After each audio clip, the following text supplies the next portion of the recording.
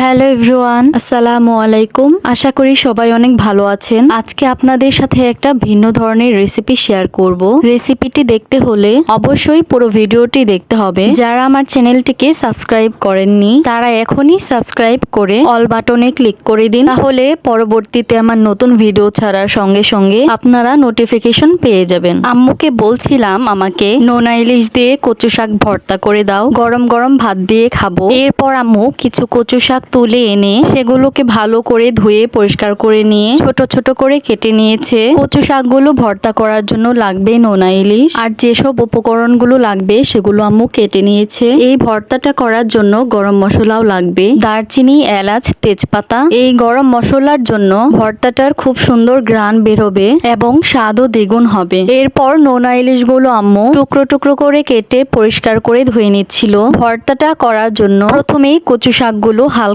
পানি দিয়ে ভালো করে সিদ্ধ করে নিতে হবে। পেঁয়াজ, রসুন, কাঁচামরিচ এবং পরিমাণ মতো লবণ দিয়ে শাকগুলো সিদ্ধ করে নিচ্ছিল। কচু শাকে কিন্তু প্রচুর পরিমাণের আয়রন এবং ভিটামিন রয়েছে। কচু শাক রক্ত স্বল্পতাও দূর করে। যাদের রক্ত স্বল্পতা রয়েছে তারা কিন্তু এই কচু শাক ভর্তা খেতে পারেন। আমার তো কচু শাক ভর্তা খুবই প্রিয়, বিশেষ করে নোনা ইলিশ দিয়ে। যতক্ষণ পর্যন্ত পানি থাকবে ততক্ষণ পর্যন্ত কিন্তু নেড়েচেড়ে পানিটা শুকিয়ে নিতে হবে।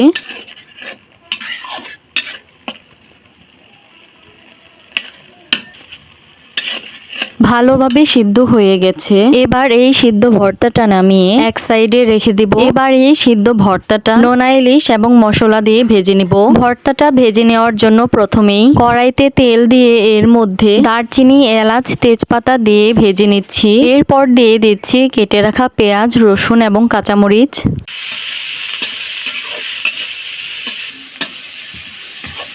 পেঁয়াজগুলো ভাজা ভাজা হয়ে গেছে। পেঁয়াজগুলো এক সাইড করে এর মধ্যে দিয়ে দিব আস্ত কাঁচা জিরা,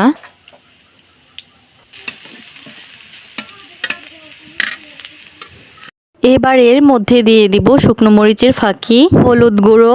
মশলাগুলো ভেজে এর মধ্যে দিয়ে দিব নোনা ইলিশ।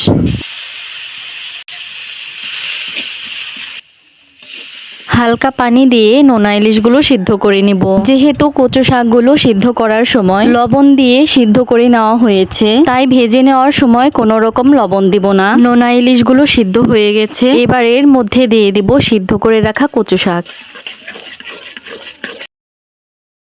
এই পর্যায়ে কচু শাকগুলো অনবরত নাড়াচাড়া করতে হবে, না হলে কড়াইয়ের তলাতে লেগে যেতে পারে। এভাবে নাড়াচাড়া করে ভালো করে ভেজে ভর্তাটা বানিয়ে নিতে হবে। এভাবে আমার মায়ের হাতের কচু শাক ভর্তা খেতে তো আমার খুবই ভালো লাগে। নোনা ইলিশ দিয়ে কচু শাক ভর্তা কিভাবে বানাতে হয় প্রথম থেকে শেষ পর্যন্ত পুরো প্রসেসটাই কিন্তু আপনাদের দেখিয়ে দিলাম। এই তো ভর্তাটার ফাইনাল লুক।